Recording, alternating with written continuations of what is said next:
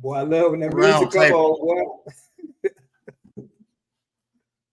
Go ahead, baby. Boy, I love when that music come on, man. I get hyped, man. I hear you, man. I hear you. Greetings, everyone, and welcome to the Roundtable. Today is Friday, September the 15th, 2023. Like Griff said, bonsoir, comment ça va? I'm Drew, and welcome to tonight's episode, where, of course, we continue to dialogue and share our predictions for this upcoming weekend in the NFL. As always, looking for an engaging conversation. Griff, what are you doing up this weekend, brother? How's everything going with yourself? Hey, man, look, as you see, I'm on a G14 classified mission right now, so I'm coming to you live like I was on Tuesday from an undisclosed location. But I will be back in time enough to partake in this weekend's festivities in the NCAA as well as college, as well as the NFL, man. So, you know, I'm all fired up and ready to go. Check these games out. Well, let's get into it, ladies and gentlemen. It's week 2. And of course, we already got chaos in the league for some teams, right? For some teams. Last Tuesday or on Tuesday night show, we closed it out on the topic of the J.E.T.S. Jets, and where they are currently in their quarterback predicament. And if you follow sports and you follow football, you've seen on almost every sports talk show between now and Monday night of who the Jets should go after, if they should go after anybody, or whether or not the quarterbacks that are in the house can actually take them to their promised land, which is ultimately the Super Bowl, and that is their desire. But we would not give you the right or the proper respect if we did not share our 2 cents as well. So we're going to limit this to who, Griff, do you believe, if you were wearing the GM hat along with your cool GM shades for the J.E.T.S. right now, who would you go out and get to ensure that this big defense that we have, we don't miss our window because of Aaron Rodgers' injury? Man, I mean, again, you know, you got a couple of people out there that come to mind for me. Some of them, you know, they might need to talk to other teams about like getting a trade or whatever. I already told you before we even came on here, I can see Jacoby Brissett probably setting in that offense. He already showed how he could be a viable option should Zach Wilson don't meet the expectations. You know, you still got Carson Wentz out there, and you got Colt McCoy. Those guys are still out there in free agency. But I hear a lot of talk about Nick Foles because those guys, you know, he done played with the team and he know exactly what the offense and stuff is going. So, but for me, if I was a GM for a day, I'd be reaching out to the Commanders and saying, hey, man, I need to get Brissett. That's what I need. Man, that's very interesting answer, and I could see Jacoby Brissett managing that team and leading them to the playoffs. So I would tip my hand to you on that if that was actually the deal. I would absolutely go a different way. Okay. And to answer Troy's question that you pushed at the opening, what genius am I going to share with everyone tonight? Troy, strap in, because I'm going to share a lot of genius specifically with you. But I would go down. I can't believe I'm saying this. I would go down to Tennessee and get Ryan Tannehill, because Ryan Tannehill, you don't have to depend on Ryan Tannehill to throw the ball short. He does have a strong arm. You do have a speedster who can be both a mid-level and a deep threat in Garrett Wilson. And Ryan Tannehill, if he leaves Tennessee, the Titans aren't going to miss him. And he will come to you on the cheap. You know that Aaron Rodgers has committed to come back to you next year, and even an 80% Aaron Rodgers is better than 100% Tannehill. But Tannehill does have the talent to manage a team, because we forget 2 years ago the Tennessee Titans were the number 1 seed in the AFC. Tannehill led them to that number 1 seed. It's not like he is not a quarterback who can play in big-time moments. He just doesn't have what it takes to take him to, or his current team, to the Super Bowl. But a team such as the Jets that are 1 player away, I'd go with Tannehill. Man, I think the Jets is more than 1 player away, man. Their offensive line is suspect, bro. That's why their quarterback sitting over there on the sideline now, nursing the injury. Plus, even when Zach Wilson came in there, he still was running around like a chicken with his head cut off. So I think they got bigger issues other than just the quarterback, man. That offensive line, they got a great defense. I never take that from the defense. Got some great receivers to throw the ball to, like Lazard, like Garrett Wilson and Cobb. Them they tested, but man, the offensive line, man.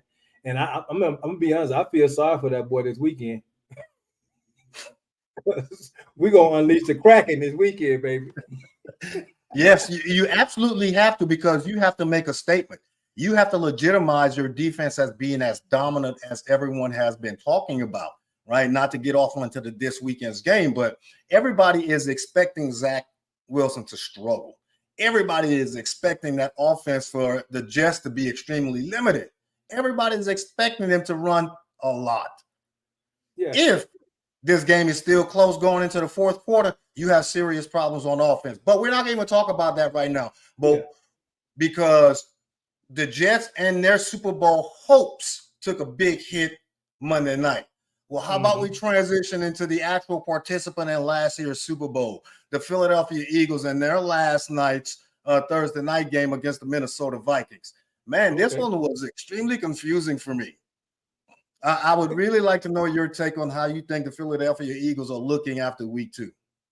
I would tell you, man, I still think it's some questions to be found out about the Eagles. What I liked about the Eagles, man, because I love to watch people run the ball. And man, they had to change that offense up because they got a lot of pressure on them. But that daggone, I think Swift had like 175 yards rushing last night. And also they did try to, because in the first week when they played against the Patriots, Goddard only got, I think, 1 target. This week they increased that target to Goddard as well, man. But what really hurt them last night, what really hurt the Vikings, man, was just turnovers, man. They had so many daggone turnovers. The Eagles, they secondary right now is still suspect because most of their starters is inactive. And so they got some unknowns. They got some new people over there. So they could that could be a bright spot for them later on in the season when some of those guys come back. But I mean, the offense looked a lot better than it did last week against the Patriots. Really? Because I can sit here and make the argument that the Eagles should be 0-2 right now. Oh, did you guys hear what I said? Yes. But you gave them some props at the end by congratulating them for winning the game. Got it. They won the game. They are at home, but they did not play as a Super Bowl team last night. Their offense did not look good. If it wasn't for the defense and Minnesota giving the ball away every opportunity that they got, their offense would have lost that game for them because Minnesota's offense outplayed them. Kirk Cousins was Kirk Cousining, right? And JJ had the fumble into the end zone at the end of the half, which was a 10-point swing because Philly took the ball down and scored those 3 points at the end of the half. So you're up 27-7 in the 3rd quarter, and you allow Minnesota to come back and make it a 1-possession game and one offside kick away from possibly coming all the way back. And you would have a complete meltdown in the Philly media, the fan base, and everybody would be scratching their head talking about what is going on with Jalen Hurts because, again, after he got the bag, first 2 weeks. But see, Drew, it's obvious you didn't hear nothing that I said. Because if you heard what I said, you would have heard that I said the only reason why they look, pull the thing out, one, They took the ball out of Hurts' hand and they put it in the running back hand. And then the Eagles secondary is suspect right now. And the only reason why they really won that game, and I said it was because turnovers. And that's the problem with the Vikings right now, man. The Vikings got 6 fumbles in 2 games. 6 fumbles already in 2 games, man. And you're right. That's where the big swing came from. But at the end of the day, I mean, they was out there booing. You know how the Eagles fan do. I know they was booing the hell out of them. But at the end of the day, a win is a win. A win is a win. And in a division where it's going to be extremely tough come December, giving those away or stealing some early victories at the beginning of the season could be extremely beneficial for that team. You mentioned that the defensive backfield is suspect. They're all new to the team, basically. Every one of those key players, other than Slay, that were there during that Super Bowl run last year is on a new team. Hey, stay with Slay. You knew that they were going to struggle a little bit, huh? Stay with Slay, because Slay got torched last night. Even though they didn't win, Jefferson had 11. Can't nobody stop them 2 boys from LSU, man. You're right. You're right. You're right. But no, before we close it out on the Eagles, going forward, do you believe that after this weekend, if the Dallas Cowboys is a winner, and win in dominant fashion, do you think y'all are the early season leaders coming out of the NFC East? Oh yeah, I only have to even wait for that game this week. I already know we are, and that's not because it's my team. I just know, looking at that defense, Dak don't have to do much. Like we was talking about earlier, for the Jets having somebody to be able to manage the game. If it's one thing I know for a fact, Dak don't have to do much right now if the defense keep on playing like they playing. I ain't seen the defense other than the 49ers, which I don't have to really worry about them right now. I think we're going to be okay, and I think we are the number 1 team in the NFC East. Let me say this right fast before we transition too. For all those people that's watching, hey, man, I need y'all to make sure that y'all share this live feed where y'all looking at it from, to your page, so people can come on here and jump into the conversation. I turn it back over to you, Drew. Yes, sir. Thank you for that plug as well. So moving on to 2 other very impressive teams. One actually kept the other out of the playoffs last year, even though both of them closed out their seasons with victories in their final home stanza of 2022. The Seattle Seahawks traveling to the Detroit Lions. Man, this is a game that I'm really looking forward to. Because the Seahawks laid an egg last weekend against the Los Angeles Rams. Everybody thought that the Seahawks were going to rush into the 2023 season like they closed out the 2022 season minus that playoff loss and mimic what we see in Detroit. Right now, man, Detroit's offense is as impressive as any other NFC team other than, I believe, the San Francisco 49ers. I believe they have the second best offense in the NFC as of week 2. And we'll see, going up against a Pete Carroll defense that is, again, still good. We still believe that they are a playoff team, even though they did not perform well against the Los Angeles Rams last weekend. Going up to Detroit, 1:00 game. Do you think that Geno has that fire still, another man that got his bag in the offseason? Yeah. To bring Seattle from that 0-1 start, because we don't want to go down 0-2 to San Francisco. And Detroit, obviously, you want to keep that momentum. What do you think? What I don't want to do is, I don't want to give my pick right now, but what I will say is, if they're gonna do it, one, they're gonna have to protect Geno, because Geno got a lot of pressure this past weekend. They secondary is definitely gonna have to do something, because Stafford, and he didn't even have Cooper Kupp, and he still torched them jokers for over 300 and some yards. So I just think that the Seahawks are gonna have to change some stuff up if they're gonna beat the Lions. Man, the Lions defense, man, wow, against the Chiefs, man, them guys look very good. What I really want to see the Lions do is incorporate a little bit more of the run, though, man. Get Jahmyr Gibbs, because I mean, we saw some sparks in that Chief and Lions game where, if they just, put that ball in Gibbs' hand just a little bit more or incorporate him, it's going to be ugly. And plus, Jared Goff got St. Brown, he got Reynolds, he has Marvin Jones. I just think the Seahawks just don't have it right now. I think they're going to get torched again this week. I gave up my pick, but I think they're going to be 0-2, Drew. That's my thought. Really? I mean, that I understand that belief because of how Seattle played last weekend. When you had that star defensive play on the opposite side, Aaron Donald pressuring Geno Smith as much as he did. You had the same type, even though younger, unproven type of player or type of defensive rush coming from Asa Hutchinson this weekend on the opposite side. So it depends on how his offensive line holds up. The scheme that they have to block the front four sometimes or the front five from Detroit, and whether or not Geno has the opportunity to actually go through his progression to ensure that Seattle stays competitive offensively. Because we don't know. We assume that the Detroit offense is going to be able to be efficient.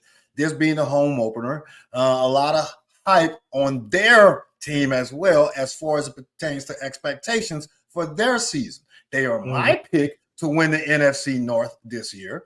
I have as much faith in him this year as I did at the end of the year last year. So I'm looking for a very good game. I'm not going to go ahead and give my pick because I believe Seattle has what it takes because we all know defense travels.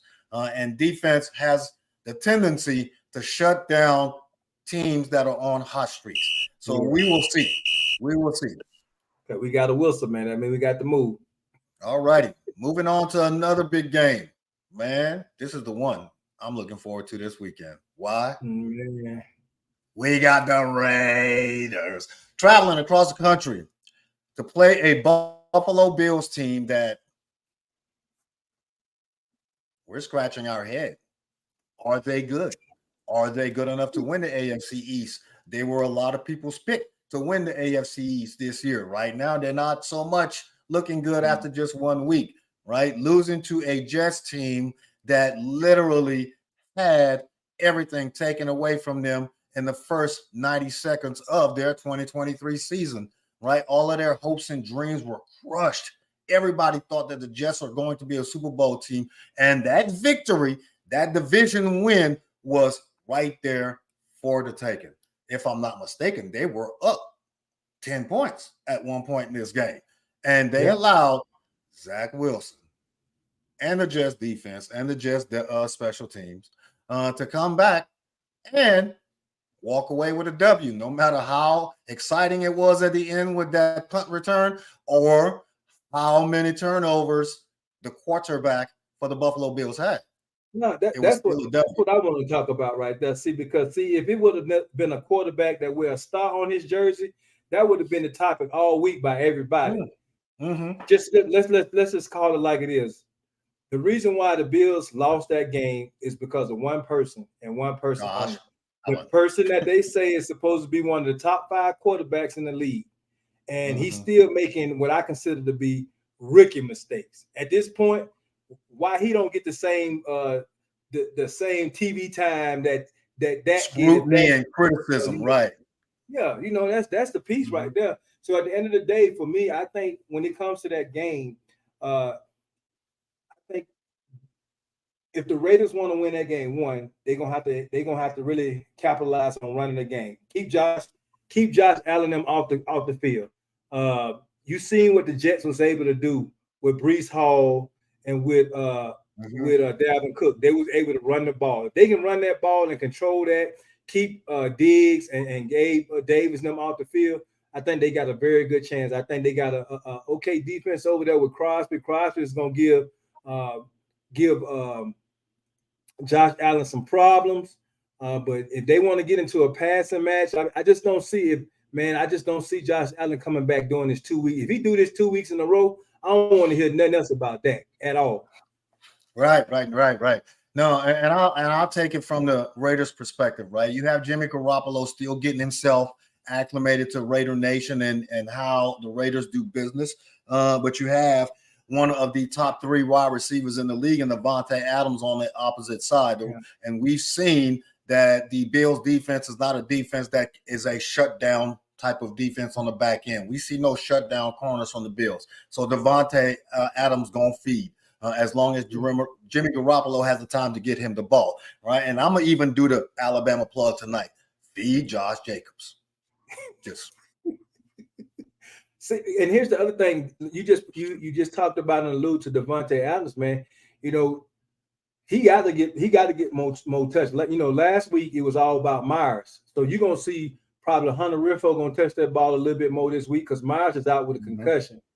And but look at people talk bad about Garoppolo, man, but look at Garoppolo's record. I think the guy's he's like 41-17 as a starter. You know, and he don't do a lot of stuff that's gonna make you lose, man. And so if that's the thing, run the ball, get the ball to Davante Adams, man, and put that heat. Because once you put that heat on Josh Allen, you know what he's gonna do. He gonna do something stupid. He's gonna try to press. You're absolutely correct. So I do want to get back to Josh. I do want to get back to Josh Allen and the point that you made about him making rookie mistakes. And the only thing that I'll say about Jimmy Garoppolo is he came in through Bill Belichick, right? He is the Bill Belichick prototype. He is there to manage the game. That's why you see Bill Belichick drafting a quarterback that looks just like Jimmy Garoppolo as pertains to his playing style. Who is the quarterback for the Patriots right now? Same type of quarterback. Anyway. Mackie Jones, baby. Anyway, no, back to Josh and him making those rookie type mistakes. Again, he is not Superman. We understand you're 6'5", 6'6", 250, and you're solid and you have a gun for an arm. But you have to start using the most important muscles in your body, which is head up. All right. You need to make better football plays. You have all of the God-given talent, but you don't want to start to slide in the wrong direction by making those boneheaded plays simply because you call it effort. You have to think long term. Same thing that Griff said about Dak and the way that Dak is scrutinized and dissected down in Dallas, and every turnover just this past year. Before that, he's been Aiden Fishing quarterback, but Josh Allen, this is a huge game for him. It is not an automatic victory for the Bills. The Raiders are coming in. They have an offense, even though it's only week 2 of their offense with their new quarterback. They have a legitimate run game and passing game, short game, passing game that can take them into Buffalo and steal a victory. So the Buffalo Bills should be on upset alert. Okay. Next big game. So we're going to the next game. The Ravens and the Bengals, man. After that showing that the Bengals had last week, man, I know everybody want to see this game between Burrows and Burrows and Lamar Jackson. Both of them just got their bags too. Hey, all the quarterbacks got their bags, man. It seemed a minute like they all got their bags. It's like life as they knew it changed. So for me, what I see is I see the Bengals not playing like they played last week. I think the offense is going to rebound. Although again, the Bengals' Achilles heel is they daggone offensive line. Joe Burrow was on the run again last week, and the Ravens, if the Ravens can get some pressure on them, then it might be a situation that they might be struggling. On the flip side of that, the Ravens, they playing running back by committee because J.K. Dobbins he's out for the season, and now they got Hill and Elk was playing. But the thing about it is, go back and look and see in that Browns game, man. The Brown game, I think they had over 200 yards rushing on the Bengals. So again, if I'm the Ravens, I'm capitalized running with them 2 running backs as well as getting Lamar Jackson, and he got Mark Andrews come back this weekend too. So he has another target. That's his primary target anyway. Yeah. No, this is another huge game. One thing that I never worry about is whether or not the Baltimore Ravens have a running game. It don't matter who get hurt. They always find a way to have a legitimate running game. So that is not a concern. The concern is Joe Burrow. the concern is Jamar Chase and T. Higgins and Tyler Boyd and that entire offensive weaponry. And whether or not they are going to have a chance to actually do what they do, right? It depends on those 5 that are right up front and whether or not they are able to provide Joe Burrow enough time to get to those weapons, right? We saw last week how much pressure Cleveland put on him. So that obviously is the playbook for every other division rival to copy and paste. And Baltimore loves to blitz. They historically love to blitz. And when you see an offensive line that has gaps and have challenges coming right out of the gate, you turn up the fire, you turn up the heat, you bring more than they can block. And whether or not Joe Burrow can have those receivers get off the line, we'll see. Lamar Jackson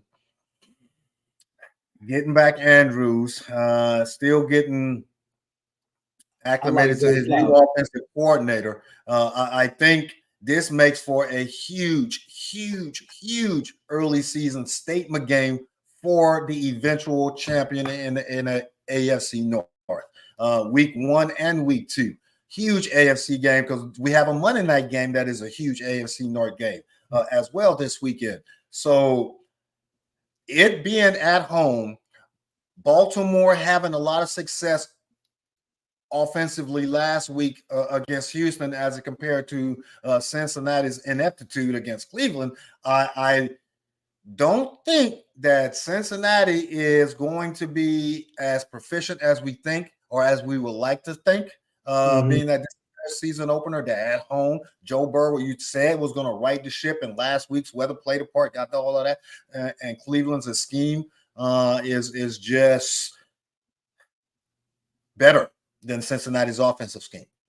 Let's rewind the clock a little bit. Last year between these two teams, they played each other 3 times.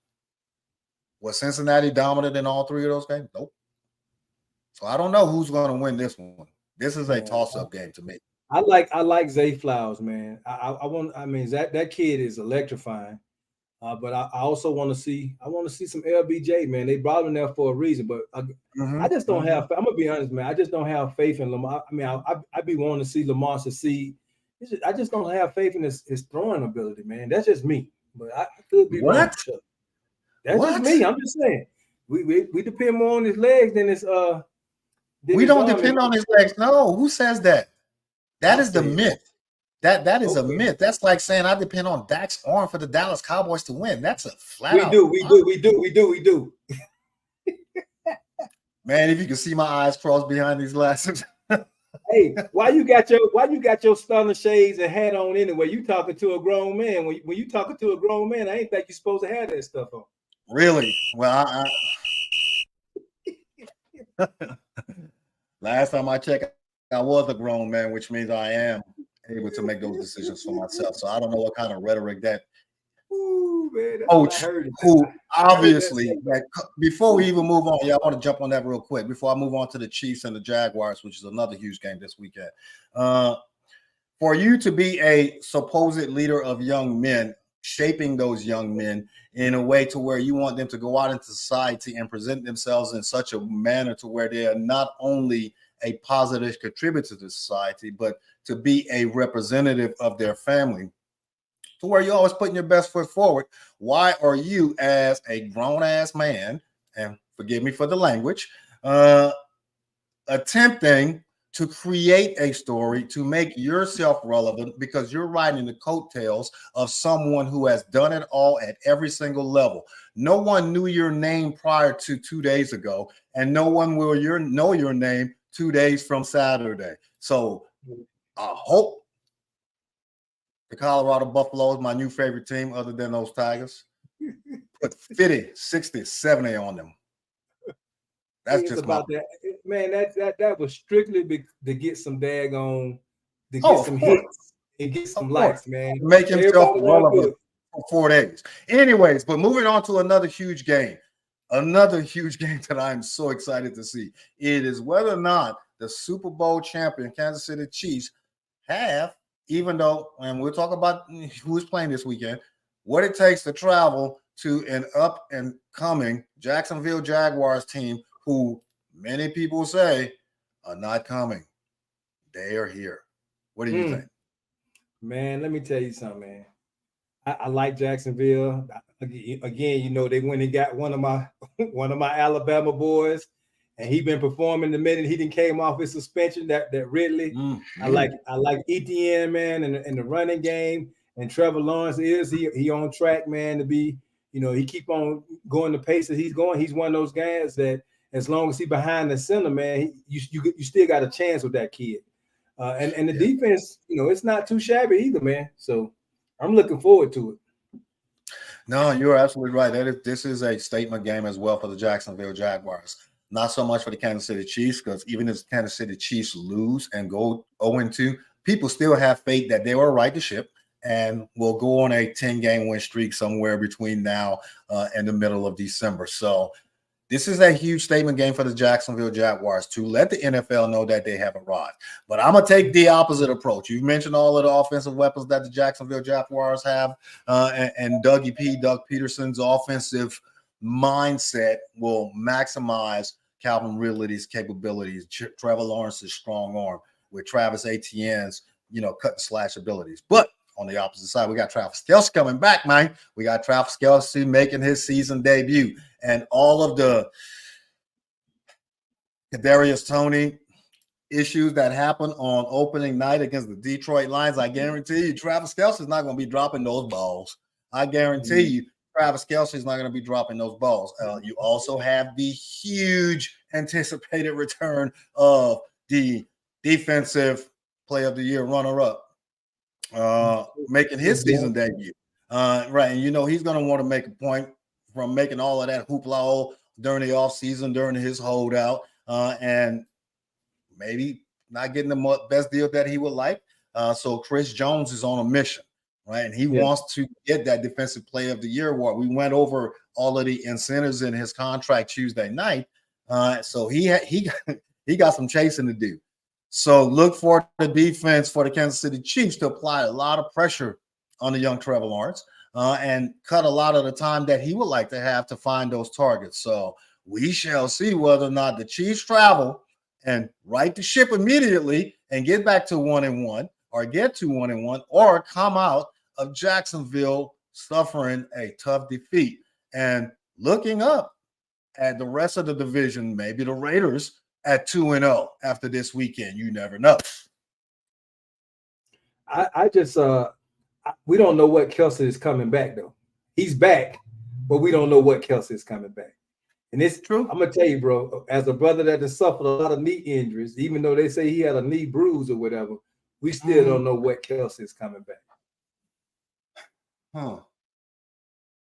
Okay, we'll see. We'll see. All right. The game that everybody has been talking about.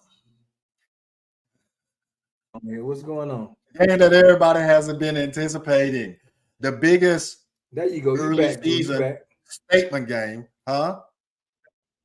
The biggest early season statement game yet. The Jets traveling down to Jerry's World to play America or Dallas or Texas or Jerry's team. America's team. Cowboys. Huh? America's team, like you was getting ready to say. To play the Dallas Cowboys and to either legitimize their defense and prove whether or not they're going to be a tough out in the AFC long term, specifically in their division, or whether or not Dallas is going to make that statement that, hey, we are taking the title as the top team, not only in the NFC, but in the NFL this weekend because we are going to completely dominate because they're playing with a quarterback they do not have confidence in. So their playbook is going to be extremely limited. They're going to run the ball a lot, and we should dominate because our offense is a top 5 offense. What say you, Mr. Griffin? If I'm the coach of the Jets, I'm gonna try to slow that Dallas Cowboy defense down by trying to run the ball, and they do have the 2 running backs to do that with Breece Hall. We saw what Breece Hall did, and we also seen what Dalvin Cook did. If I'm gonna pass the ball, it's gonna be some control, short passes because you know that defense is coming, and we already know that the Jets offensive line is worse than the Giants offensive line.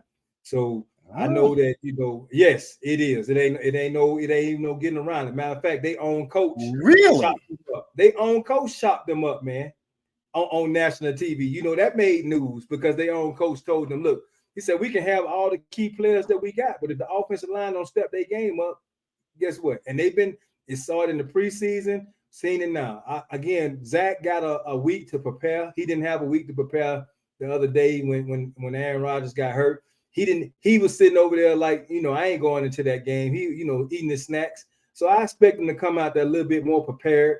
They done had an opportunity to look at some of the footage of the Cowboys and see what the Cowboys gonna bring. But if I'm the coach, if we can keep the offense off the field, if we can minimize the mistakes, because that defense, the Cowboys defense make people make mistakes. Hell, they put up 14 points by themselves last week. So that's going to be the decide factor. I ain't taking nothing from the Jets defense. The Jets got a solid defense. With Sauce Gardner over there, you got Clint, again, Troy, you can beat me up, but you got Clint Williams over there on that offense. I mean, that defensive line causing havoc. Hey, I guess we just going to see, man. Yeah, no. I understand what you're saying. Opening the season, Zach Wilson thought he was steaming Willie Beeman, chilling on the sidelines, eating popcorns like he was in, steaming Willie Beeman, baby. Not Willie Beeman. Victory is found.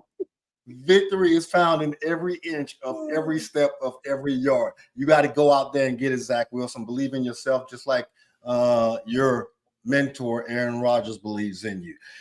You mentioned a lot of good things about the Jets offense that gives them a fighting chance. Many people think that this game is going to be a blowout. Obviously, I don't believe that because the Jets defense is far too good to get blown out in any game this season. They will be in every game, no matter how proficient or how ineffective the offensive team on the opposite side is. They're always going to be showing up as long as they're healthy. Now, I'm going to look at it from the Dallas Cowboys offensive perspective and say that we have a top 10 quarterback in the NFL in Dak Prescott. Yes, he's coming off of a season where he was tied for the league lead in interceptions with Josh Allen, who has apparently thrown 100 interceptions in the past 5 years or so himself. But a lot of those interceptions were not Dak's fault. And it doesn't matter because he's the quarterback for America's team and he has to take the brunt. But he has a lot of offensive weapons, as you mentioned. He has a receiver who is coming into form of a true number one in CeeDee Lamb. And he has that breakaway speed. You have a running game with Pollard and the road runner who is coming in, like you said, and making a big splash, the rookie. And Dallas has an offensive line that is top tier. So you said the Jets' plan should be to keep Dallas's offense off the field by running the ball. Dallas already know they're going to run the ball. Therefore, we're going to stack the box. All right. And we're going to allow our superstar on the defensive line do whatever he wants and not confine his ability to attack the ball. So I don't believe the Jets' running game is going to be that effective. Even though they were effective last week against Buffalo, I believe Dallas is really going to stack the box and make Zach Wilson beat them by throwing the ball. Now, whether or not Garrett Wilson can get that separation, we shall see. But I'm looking for the offense of the Dallas Cowboys and the weapons that Dak Prescott has at his availability to put some points on the board early. I want to with the Cowboys, man. Well, Cooks is not going to be playing this weekend. I want to see more production from Gallup, and then I just want us to get Turpin. We got to get to we got Turpin involved in last week's game a little bit. I see him being in that slot because Turpin is a game changer. We just got to figure out how to get him into the offense, man. And I need the linebacker. I mean, not the linebackers, but the tight ends to catch some passes. Because them Joker was dropping stuff like it was hot potatoes last week against the Giants. And everybody going to say, well, the bad weather and stuff like that. I hear you, but I'm not going to use that as an excuse because the Giants had that same issue over there. Giants just couldn't throw the ball because he didn't have time to throw the ball. So I saw a comment. Brother Fred said that CeeDee Lamb is a legit true number one. Put some respect on that young man's name. From Opelousas, Louisiana, by the way, just right down the street from where I grew up. So shout out to CeeDee Lamb and the entire family down there in Opelousas. Look, But I love is he a Fred. true number one? I love Fred like a brother from no other. But I have to say, being a diehard Cowboys fan, CeeDee Lamb is not a receiver number one. I'm sorry. That is, if I really had to put it on there, that is our problem. Man, could you imagine if we still had Cooper, CeeDee Lamb, and Gallup now? Then we can have a conversation. But CeeDee Lamb, he can't get separation from nobody else. He should have had a touchdown the other day where he got tracked down. You weren't gonna catch Cooper on that. So I'd have to agree. He is not a true number one in the sense that you would think. All right, moving on to the next huge game of the weekend, and whether or not these Miami Dolphins, the Treat 05, will travel from the left coast all the way up to Foxborough and repeat what they did to the Los Angeles Chargers last weekend to Bill Belichick and a defense that has traditionally dominated the AFC East. Miami is my pick and your pick to win their division. I said Miami has the number one offense in the entire NFL, and I dare anyone to prove me wrong. If healthy, we have a quarterback who is potentially going to be an MVP candidate. We have two receivers that can run the shoes out of anybody on the defensive end, on the defensive side of the opposite team, unless their name was Travis Hunter, it seems. So why wouldn't we think Miami goes up to Foxborough and just hang another 35 to 40 burger on Bill Belichick and the New England Patriots? And I'll talk about your quarterback later. Oh, both of them are your quarterbacks. I forgot. Both of them. I'm telling you, man. I mean, we can't have a conversation without talking about at least one Alabama player. And this week, you got two of them in that game. Stop that. You got two of them that's going to be spotlighted in that game. Again, man, that Miami offense, bro, it's one to be dealt with. But if anything, I mean, Bill Belichick always find a way to try to a way to slow down something. And Mac Jones, man, you know, he's gonna miss Myers. I think Myers has a concussion. No, it was Bourne. It was Kevin Bourne he threw all the balls to last week. And he put up about 300 and some yards on the Eagles, man. But I just don't see no way that the Patriots can keep up with that daggone offense that the Miami has. Because if you try to play them one-on-one, you ain't nobody checking Tariq Hill and Waddle. If you try to play him zone, Tua gonna pick you apart in his zone, man. I just don't see no outcome where it's the Patriots on top. Really? Okay. Nope. So you don't think Sunday Night Football, prime time, that Bill Belichick, his defensive scheme is not going to ensure that he bottles one or two of the two primary targets that Tua has, and bring additional pressure to and cut back on the time that Tua is going to have from up the middle and off the ends simultaneously to both contain him and to pressure him. Because Tua, last time I checked, was 5'11", 6 feet if he's lucky on a good day. But Drew, let me throw this at you right fast. First of all, we keep on and we only talk about Tyreek and we talk about Waddle. But the thing about Tua is Tua ain't fixated on them two.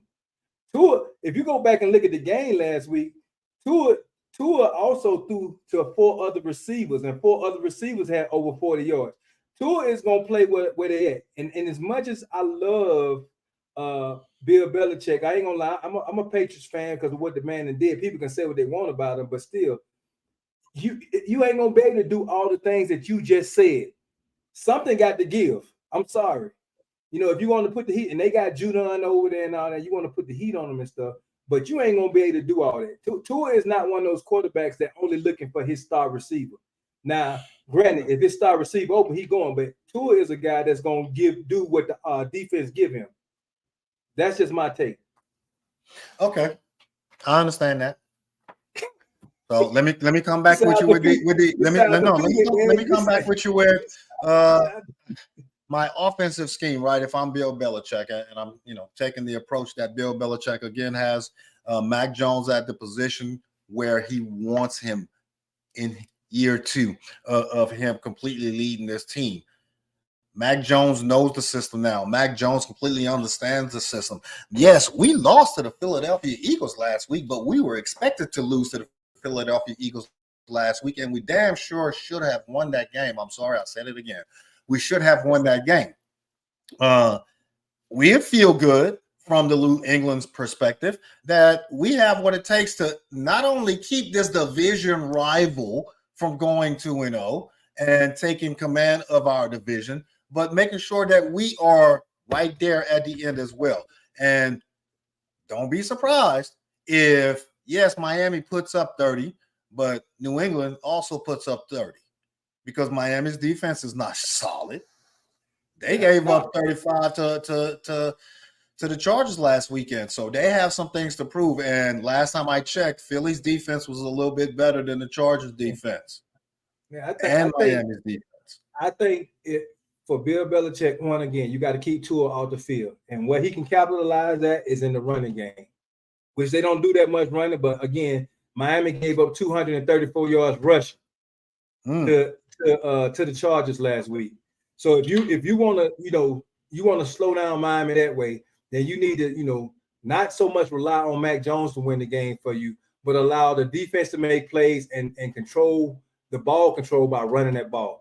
If there's any saving grace I see for the Patriots is being able to get Zeke and Stevenson able to run the ball against them.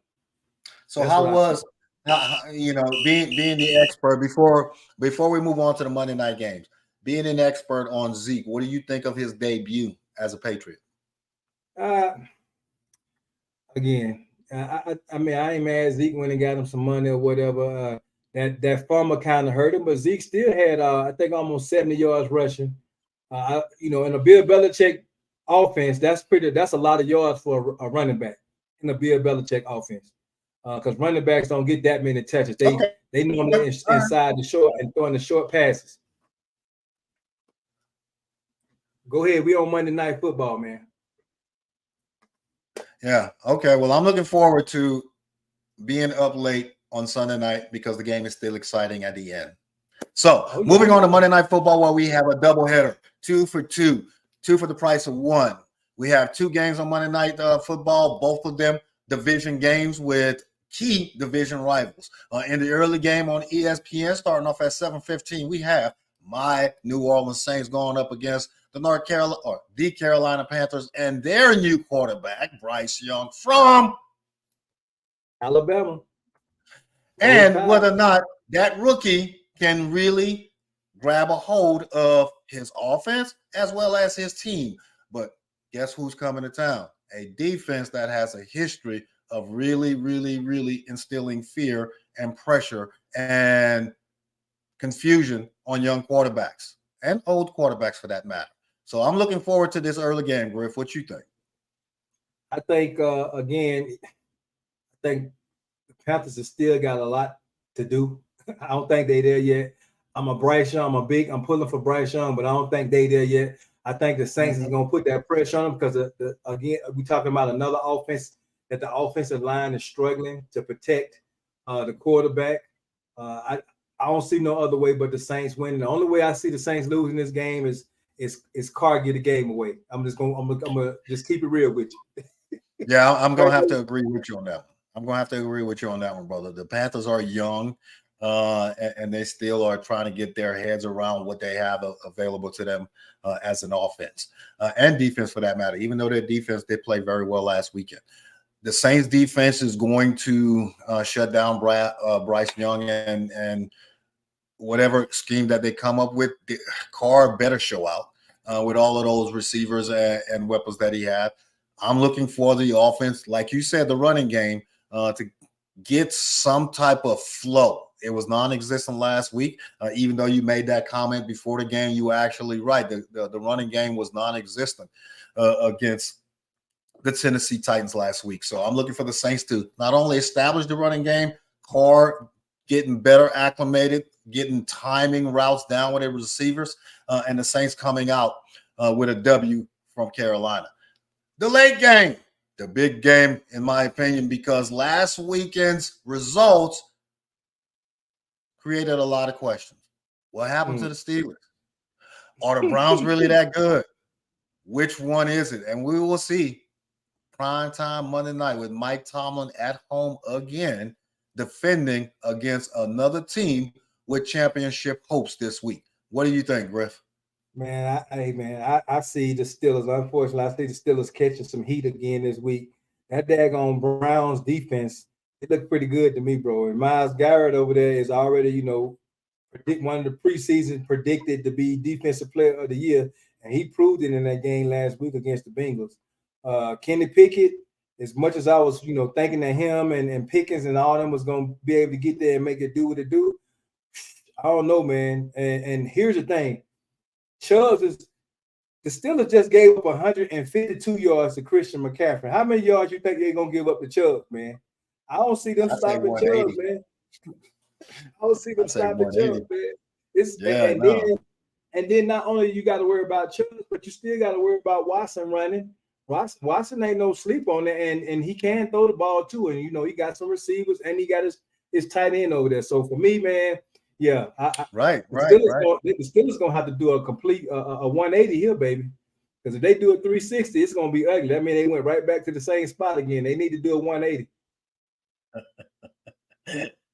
Yeah, no, you're absolutely right. They do need to do a 180 because the effectiveness of that Cleveland running game, again, they could be chopping up a lot of yardage in that game on Monday night. You have Najee Harris on the opposite side. You need to, I dare to say, take some of the pressure off of Kenny Pickett and the Pickett to Pinkins connection and actually utilize Najee Harris, right? We see how quick off the line Myles Garrett is. So don't look for Cleveland to give Pittsburgh enough time to find those receivers.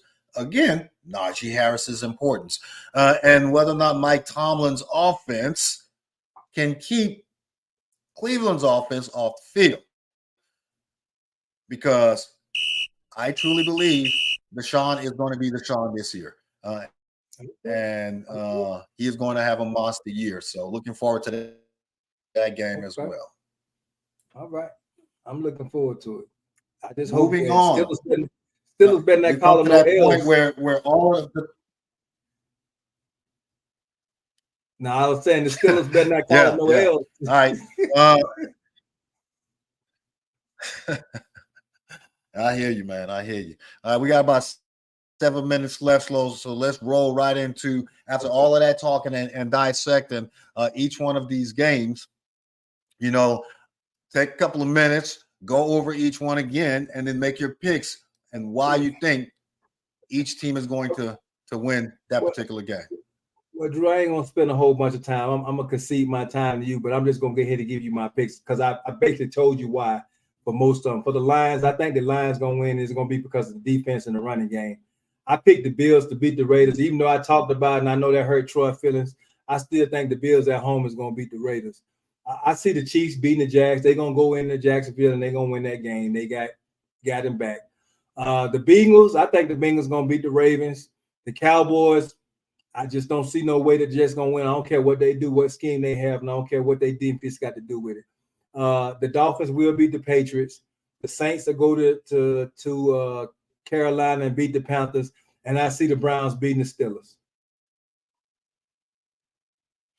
Yeah, no, those are very interesting picks. And I understand why you selected each one of those. I concur with you on the Lions Seahawks game. I think it'll be a very exciting game.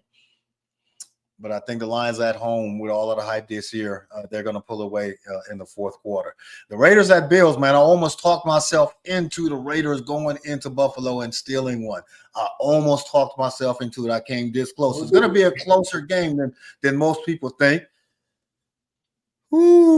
I'm starting to not trust Josh Allen to make big-time plays in big-time games anymore because he takes too many risks.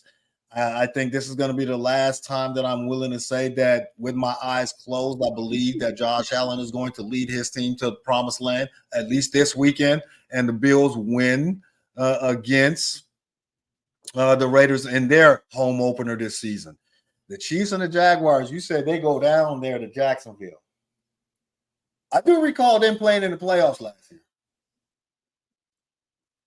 And, Jacksonville putting a little bit of pressure on them. And, this is where we split. I think Jacksonville shocks the Kansas City Chiefs. They won't shock the world. They're going to shock the Chiefs this weekend, and they are going to win their home opener this weekend. And as long as, everybody's healthy on offense, look for the Jacksonville Jaguars to steal one. The Jets and the Cowboys, I don't even have to get into it. They're a better team. The Dolphins and the Patriots is going to be a closer game than people think, but the Dolphins have too much firepower, and I do believe you are correct that the Dolphins will travel up to Foxborough and come out with a dub. Same with the Saints and the Panthers. Saints are going to go into Charlotte and get that W simply because they're a better team. Bryce Young and the Panthers are too young. The late night game, you said the Browns and the Steelers. You picked the Browns. I believe in Mike Tomlin, man. Mike Tomlin has never had a losing record. The Browns are, now granted, with different quarterbacks, very inefficient when it comes to being consistent when they play against the Pittsburgh Steelers. Pittsburgh is going to stack the box as well. Got it. We gave up 150 to McCaffrey last weekend, but what are the chances we'll do that twice in a row? But go ahead and say Steelers, man. Go on, say Steelers. Go on, say it. I'm still going with the Browns. Because you didn't I'm get still going with the Browns. You missed one. You didn't give me the Ravens. You didn't give me the Ravens and the Bengals pick. Oh, the Ravens and the Bengals. Ooh, that's a very good one, and I may have missed that one on purpose. But no, Bengals. The Bengals right the ship, and they win at home. The Bengals right the ship, and they win at home. But hey, Troy, don't be surprised if y'all win. I would not be surprised if y'all win. I came close to picking the Raiders in an upset, but no. Man, so you'd have made Troy. We got about 3 minutes left in the show. Okay. And this is the time we want to open it up to any questions that we have from the audience throughout the show that we've not already addressed. Jordan, so if there are any questions or comments from the audience that was mentioned throughout the show that was not already discussed, now will be the time to put it up on the stroll. And we can address that. If not, if there aren't any questions, I will go ahead and turn the floor over to you, Griff, for the comments that you have for this weekend on any game that was either discussed or not discussed, college or pro. I think the only question that came up was the one that Troy sent out there in reference to why did they release Lyle Collins, and because he was on the injury. I think he was on the injury reserve list, and he couldn't stay healthy, so they just went on and got rid of him, got some capital, saved some money on the cap or whatever to get rid of him. But that's why they let him go. But other than that, man, I just want to see Coach Prime now. I mean, I don't even care about my Alabama game because we really ain't playing nobody. I just want to see Coach Prime put up that 70 burger, like you said, just because they made it personal. And for those that don't know, that's why me and Drew got our hat and our gloves on all night in solidarity with Coach Prime. And that's it, man. I turn it back over to you, bro. No, I echo your sentiments, good sir. I am looking forward to every single one of the NFL games this weekend. But obviously, the game of the weekend happens tomorrow night at 10 o'clock Eastern Standard Time in Boulder, Colorado, when the Colorado Buffaloes take on the Colorado State University. I believe they're the Rams, right? And all eyes will be on whether or not the Buffaloes, led by a Heisman candidate, Shadar, will blow out their intrastate rival, or whether or not this is going to be a good game. But we're both picking Colorado to win that game. And we thank you. We thank you to everyone for joining us tonight. Please continue to like, follow, and subscribe on all our social media platforms. And please share the videos, share the reels. We appreciate the support. We appreciate the commentary, the feedback that you are giving us. And please join us again as we tackle the results of week 2's NFL action on Tuesday night at 8 o'clock Eastern Standard Time. Enjoy your weekend. May your NFL and our college team have much success this upcoming weekend and win their game, unless you're the Carolina Panthers and you're playing against the New Orleans Saints and our Mississippi State going against the LSU Tigers. Go Tigers. Thank y'all for joining us. See you guys on Tuesday. Be breezy.